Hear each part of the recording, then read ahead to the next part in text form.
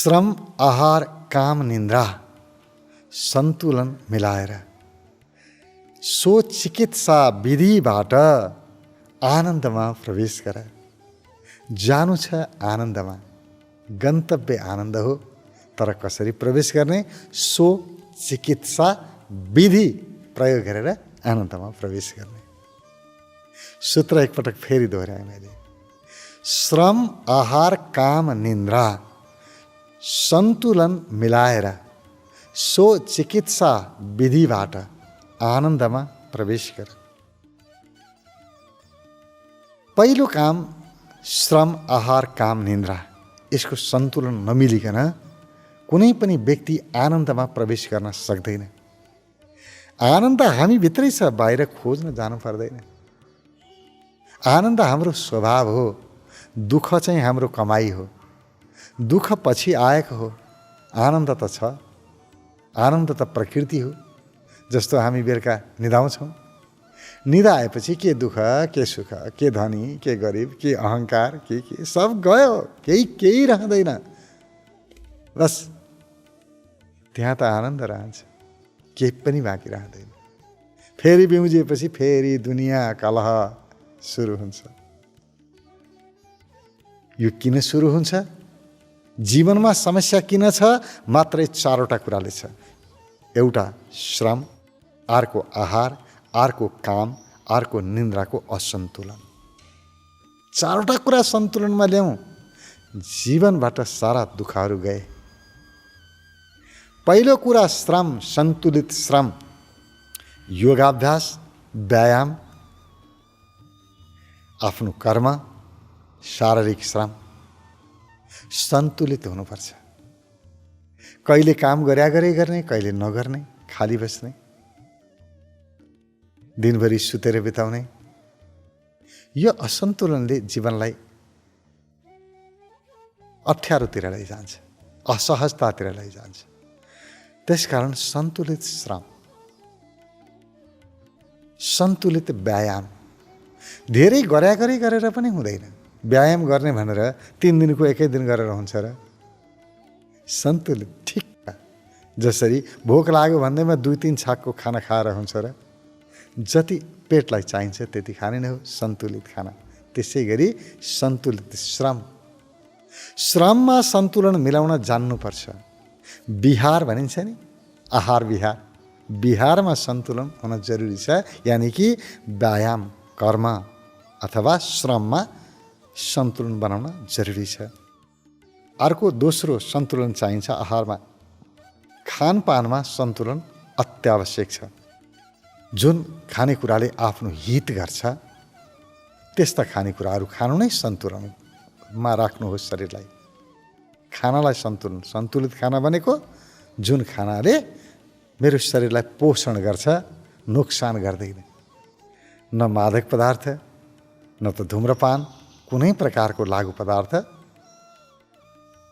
मुक्त आफूलाई राख्नुपर्छ।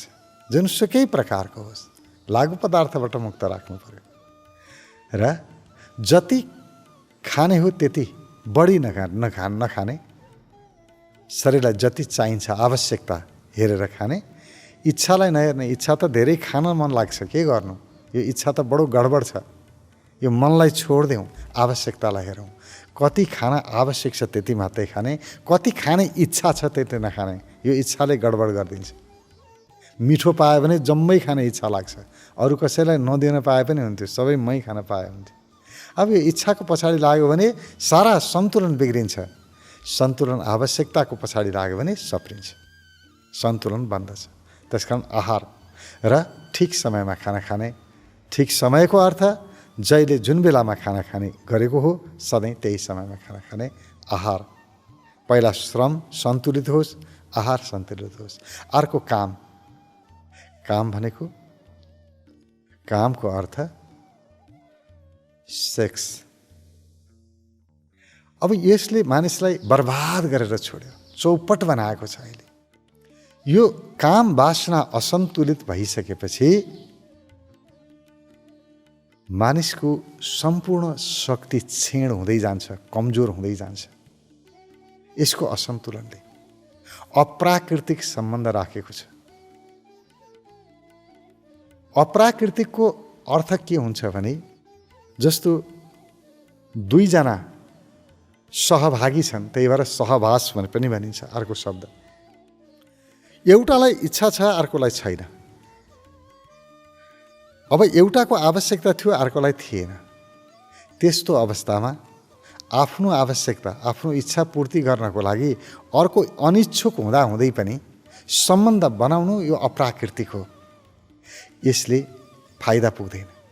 तर दुईटैको बराबर इच्छा छ र दुईटै बराबर सहभागी भएर यदि काम वासनामा प्रवेश गर्यो भने त्यसले शक्ति क्षीण गराउँदैन, उल्टो शक्ति बढाउँछ, अति राम्रो हुन्छ। त्यसकारण दुवै पक्षको राजी खुसी अत्यन्तै जरुरी छ। यसरी गरिएको काम वासनाले, सम्भोगले नोक्सान गर्दैन। तर एउटाको इच्छा छ, अर्कोको छैन भने जसको इच्छा छैन त्यसलाई पनि नोक्सान, जसले इच्छा थियो र गर्यो उसको लागि पनि नोक्सान, दुईटैको नोक्सान हुन्छ। कसैलाई पनि यसले फाइदा पुर्याउँदैन। त्योभन्दा पनि अरू अप्राकृतिक सम्बन्ध त अहिले कति कति कति कति मानिसहरू त एक्लै पनि यो सम्भोगमा उत्रिरहेका हुन्छन्। अब यसले चाहिँ हाम्रो शरीर मात्रै होइन, हाम्रो मानसिक स्थितिलाई पनि क्षीण बनाउँछ, कमजोर बनाउँछ।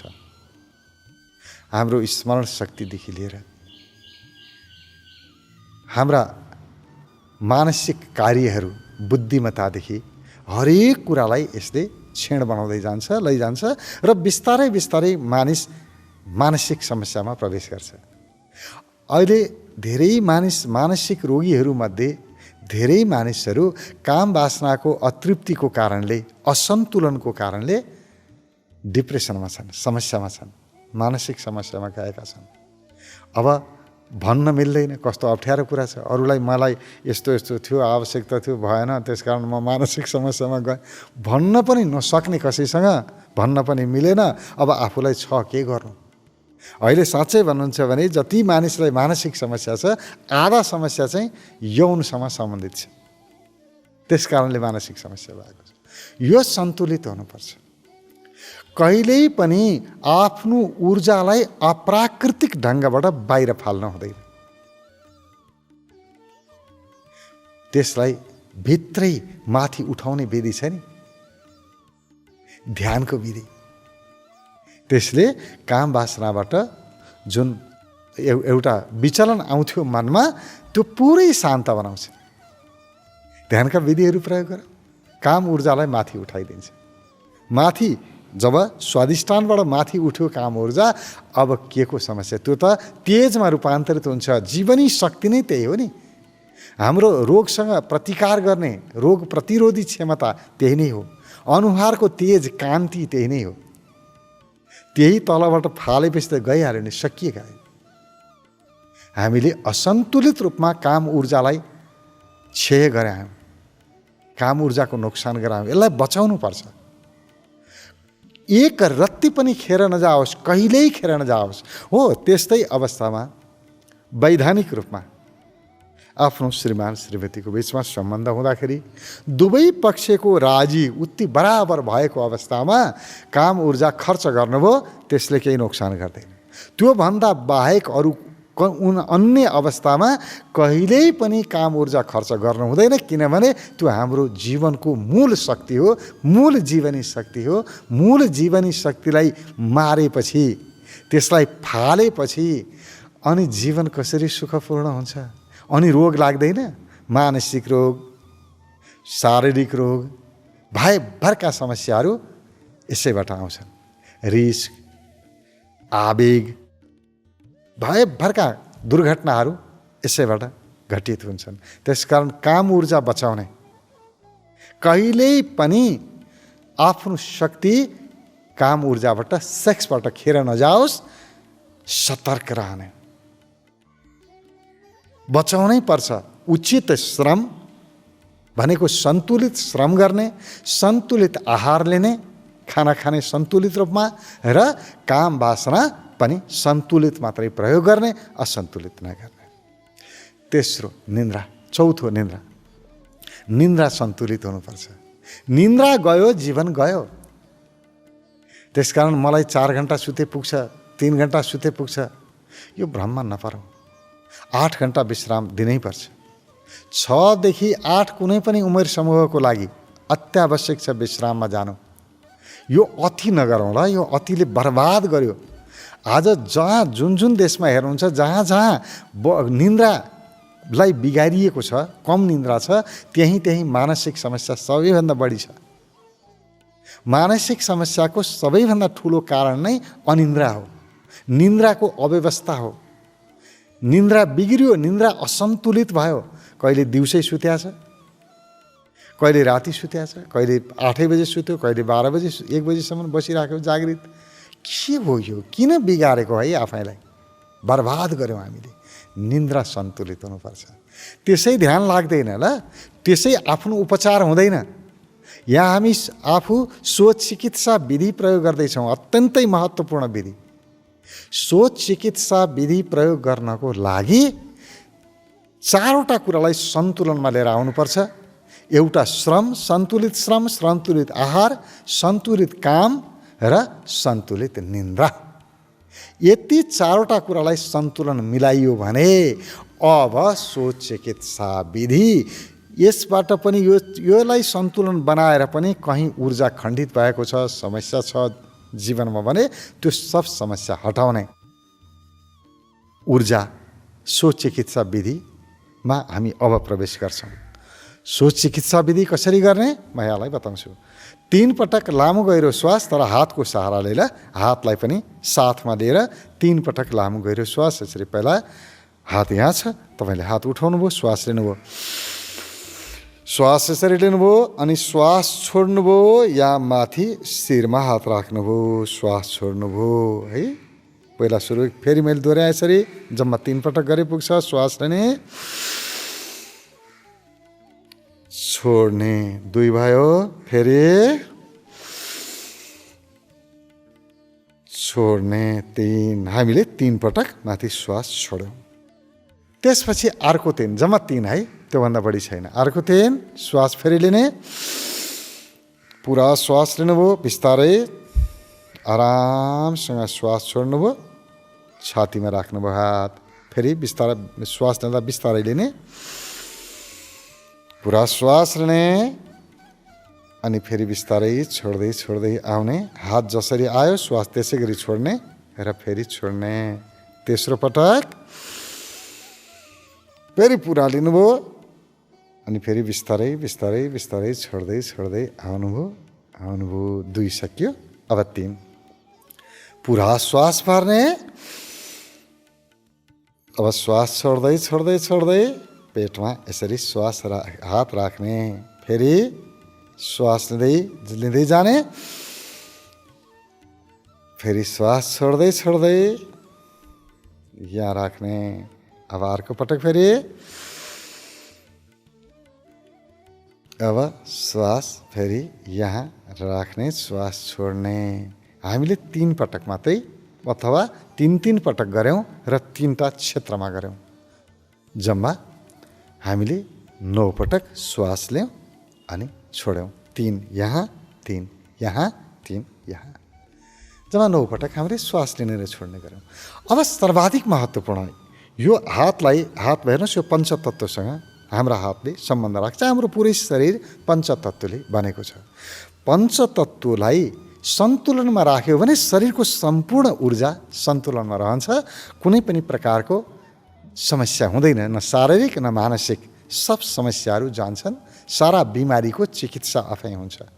त्यसको लागि यो पञ्चतत्त्वलाई एक ठाउँमा लिएर आउने, यसलाई यो सबै अम्ललाई एक ठाउँमा यसरी जोड्नुलाई मुकुल मुद्रा पनि भनिन्छ, समान मुद्रा पनि भनिन्छ।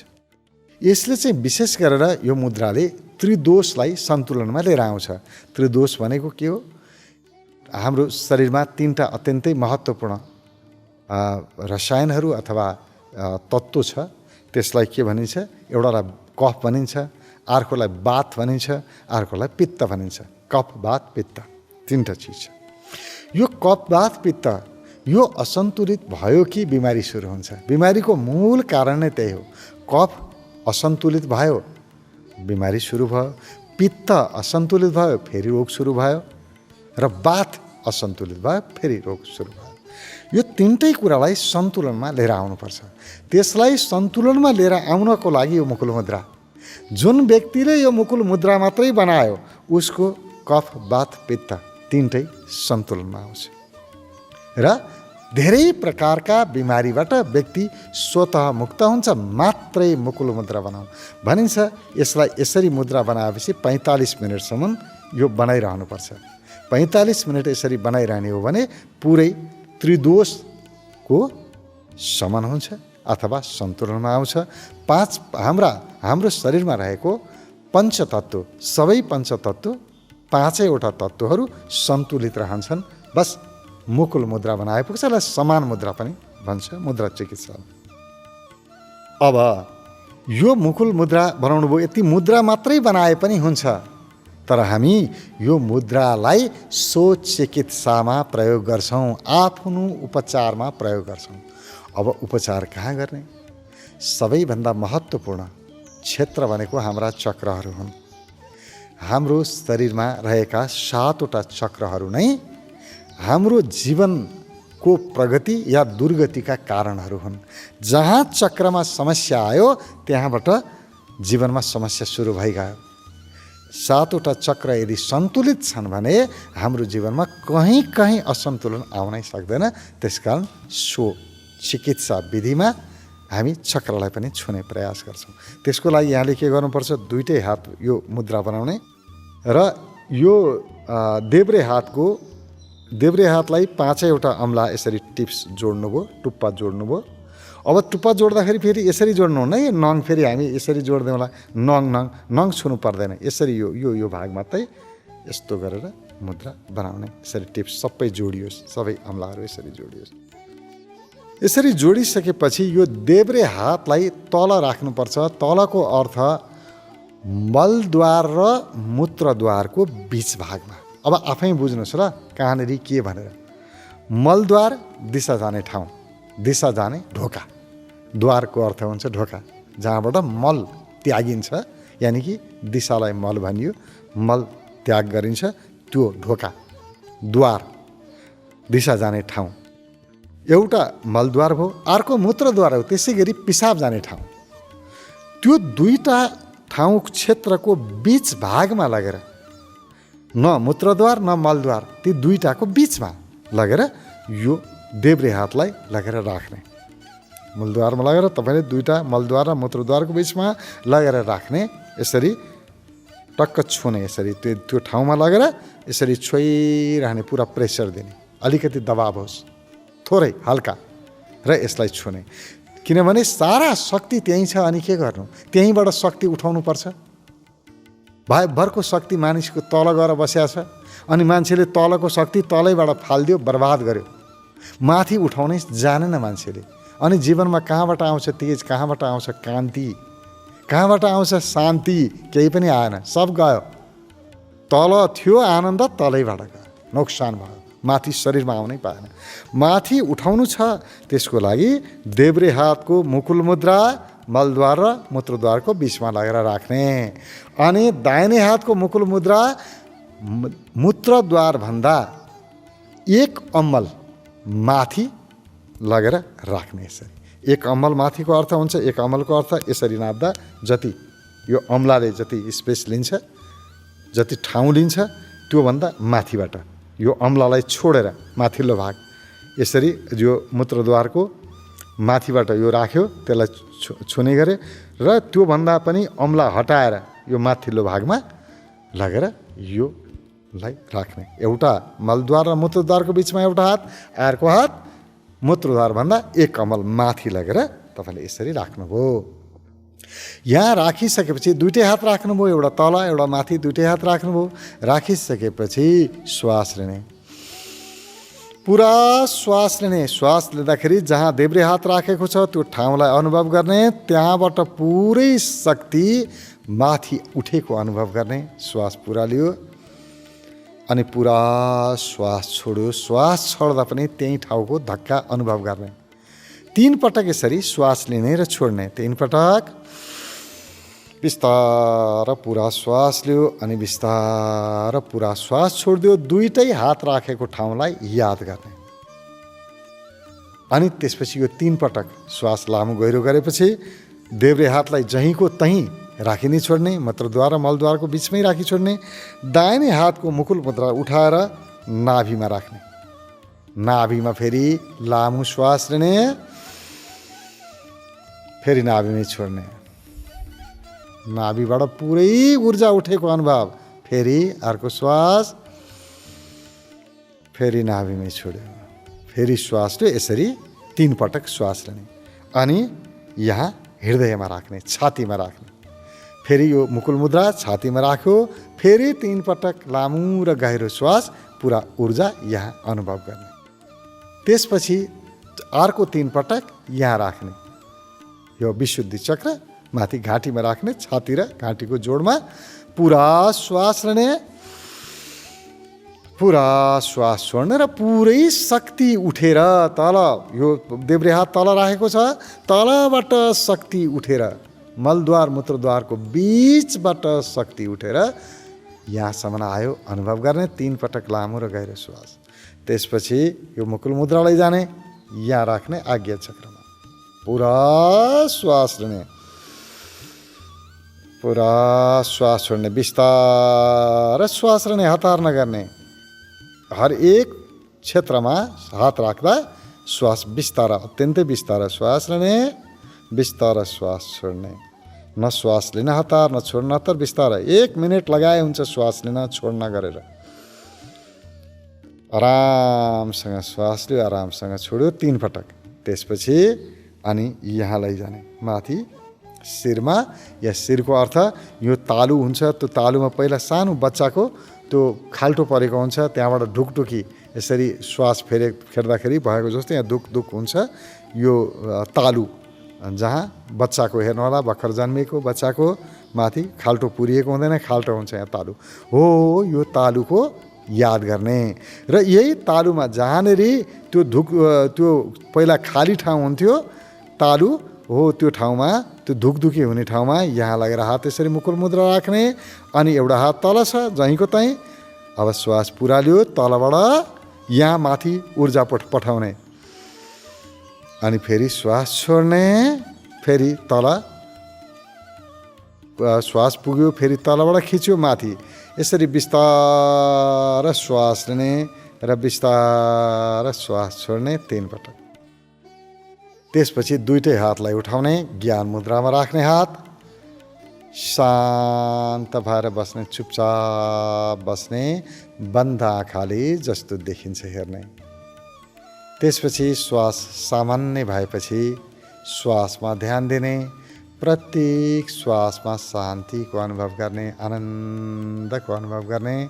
शरीरका एक एक अङ्गबाट आनन्द आइरहेको छ अनुभव गर्ने। ध्यानमा जाने, गहिरो ध्यानमा जाने। ध्यानमा जानुको अर्थ हर एक शरीरका अङ्गबाट आनन्द उठिरहेको छ अनुभव गर्ने, आनन्दको अनुभवमा डुब्ने। र यति गरिसकेपछि जुन व्यक्तिको कहीँ शरीरमा समस्या छ, कहीँ घाउ लागेको छ या कहीँ हुन्छ नि कहिलेकाहीँ विशेष टाउको दुख्या होला कसैलाई, या कहीँ शरीरमा कसैको घुँडा दुख्या हुन्छ, कसैको कहाँ दुख्या हुन्छ। कति सबै मान्छे त रोगी नै छन्, कहीँ न कहीँ केही न केही प्रकारको रोग लागिरहेकै छ।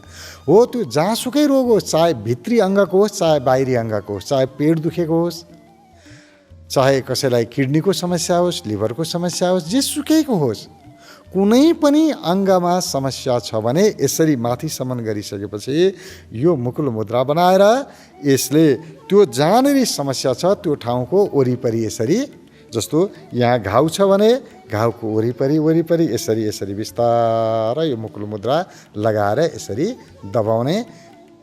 घाउ छिट्टोभन्दा छिटो निको हुन्छ। भित्री अङ्गका समस्याहरू पनि छिट्टोभन्दा छिटो निको हुन्छ।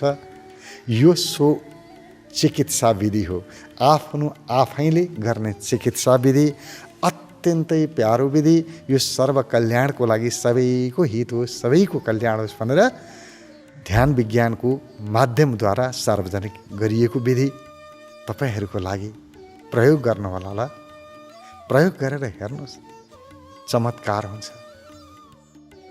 चमत्कार हेर्नको लागि कुनै जादुगर लाई छान्न जानु पर्दैन।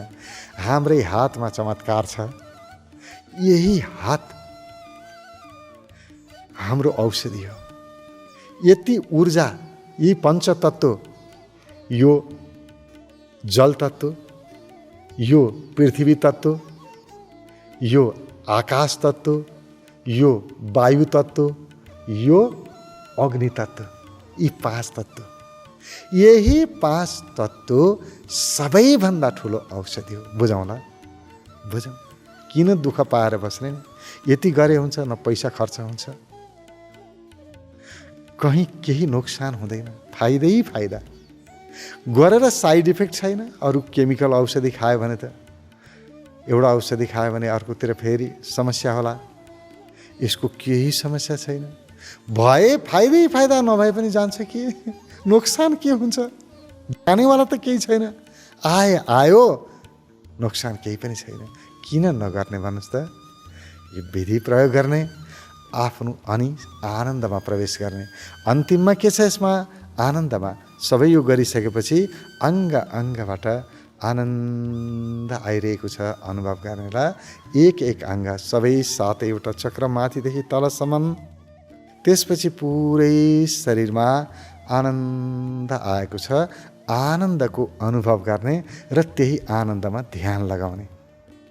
सूत्र फेरि म दोहोऱ्याउँ। पहिला के गर्नु पर्यो? सिधै त्यो आनन्दमा प्रवेश हुँदैन। पहिला श्रम, आहार, काम, निन्द्रा, यसलाई सन्तुलनमा लिएर आउनुपर्छ। ल, त्यो हुँदै हुँदैन।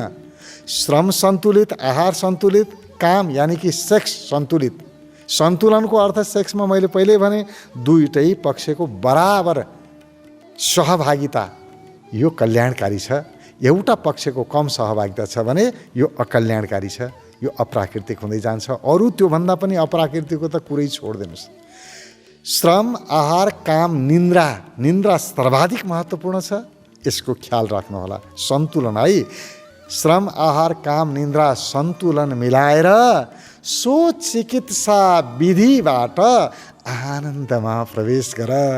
यो सो चिकित्सा विधिको प्रयोग गर्नुहोस्, आनन्दमा प्रवेश गर्नुहोस्। तपाईँ भित्र छ आनन्द, आनन्द खोज्नु पर्दैन।